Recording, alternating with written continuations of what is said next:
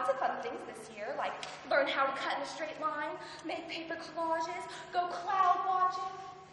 But today, we are going to learn how the rudimentary axiological behaviors procured during the primogenial stages of life can be supplemented throughout your entire existence as a sentient being. Okay?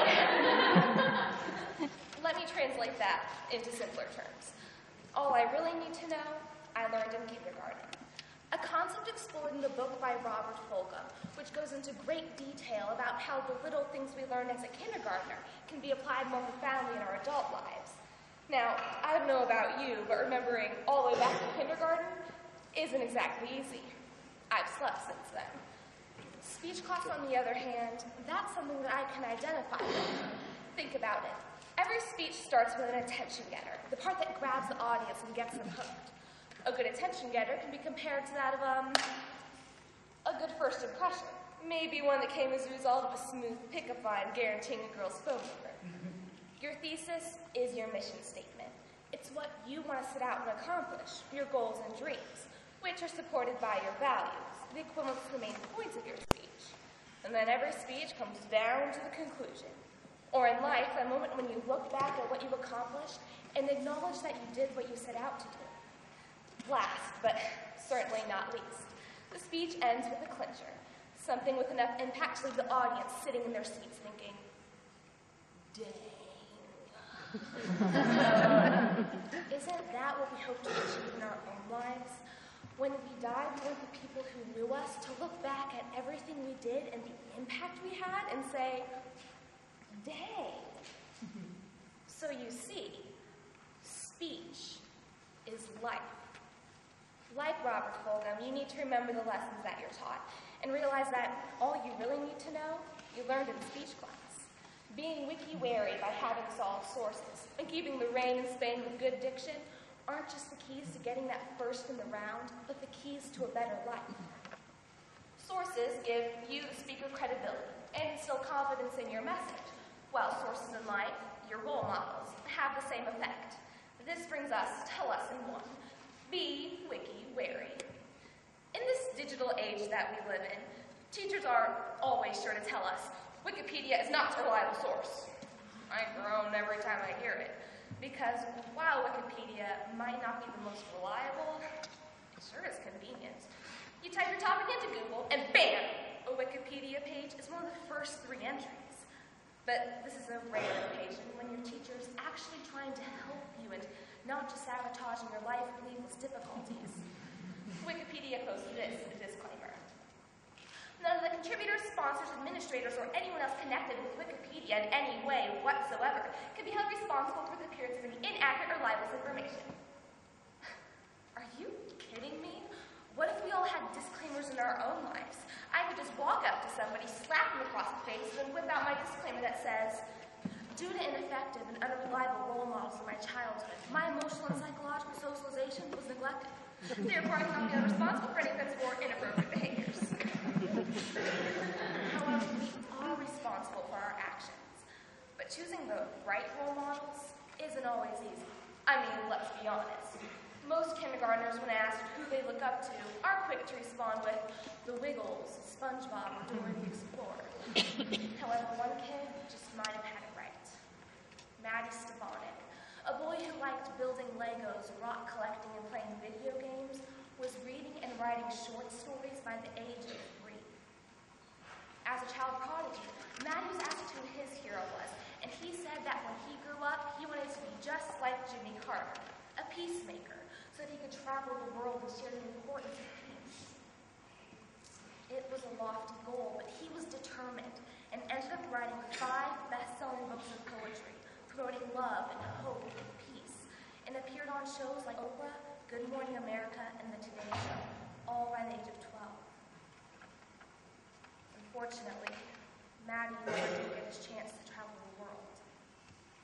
Born with dysautonomic mitochondrial myopathy, he suffered from disrupted breathing, heart rate, and blood pressure.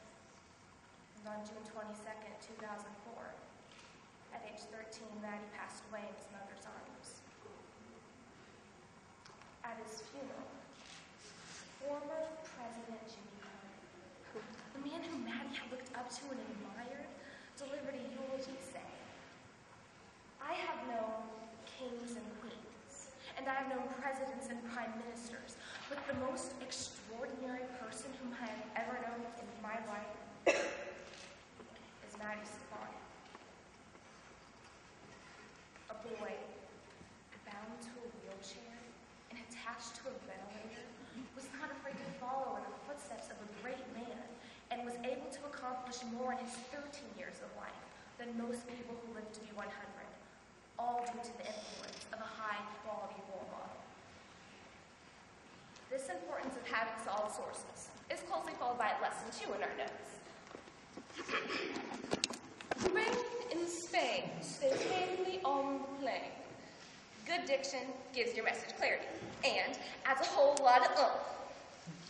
Unfortunately, Eliza Doolittle learned this the hard way.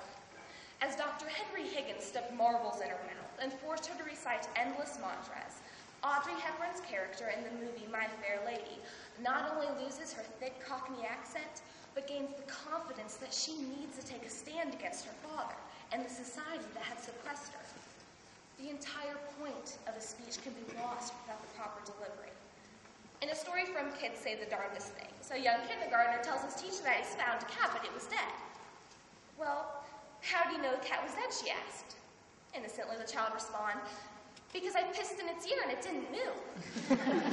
"You did what?" the teacher exclaims in shock. "You know," explains the boy. "I leaned over and went, it didn't move." "I don't think you're feeding a dead cat's ear." The poor boy didn't say this humiliation if he'd spoken with better inflection and timing. In speech class, we learn the importance of paying attention to these details in our delivery, and they can be just as effective in adding impact to our lives. James Earl Jones, an actor best known for voicing such memorable roles as Darth Vader and King Mufasa, relies on his deep, smooth, baritone voice to stand out on and off screen. What most people aren't aware of is that Jones stuttered as a child. Even at a young age, Jones recognized that he didn't want to go through life with a speech impediment, and to overcome it, he spent hours alone in the fields, reading Shakespeare aloud. Smoothing out the rough edges, fine-tuning your behaviors, and making every word and action count are the small things you can do to get that extra oomph in your life. Now, class, it's important to recognize that the content and delivery of a speech go hand in hand. Alone, neither of them hold much sway. But put these two rules together, and you've got one big bad oration on your hands. And really, when you think about it, that's exactly what life is. One big bad oration. As William Shakespeare so immortally put it, all of the world's a stage, and all the men and women are simply players. Or for a more relevant twist, all the world's a speech round. And while your movements aren't blocked and your lines aren't scripted and memorized, you're constantly speaking and communicating with the surrounding world. What message could be more important than the one you carry inside of you? That content, your beliefs, loves, fears, and hopes can't be recognized until you make others listen. As the speech comes to a close, the speaker prepares to deliver the clincher, the conclusion of the speech that will leave the audience in that moment of day we talked about earlier. Just as a speech comes to an end, so does life. And naturally, we don't want our years of struggle and perseverance on this earth to be in vain. We strive for remembrance. In an anonymous poem entitled The Dash, a poet writes, "The more I think about the tombstone, the only important thing is the dash. Yes, I see the name of the person, but that I might forget. I also read the date of birth and death, but even that might not stick. But thinking about a person, I can't help but remember the dash, because that represents a person's life, and that will last. So as you begin to charter your life, make sure you're on a positive path, because people may forget your birth and death, but they will never forget your dash. Remember those speech class tips. Stay true to your message. Be clear and concise, and translate that into the 1,440 minutes of your daily life. Those role models, they're out there. And if you need help finding one, just look at Matty Stepanek and all he managed to accomplish in the few years he was alive. Or take on the gumption of James Earl Jones, and don't settle for imperfections just because they're small.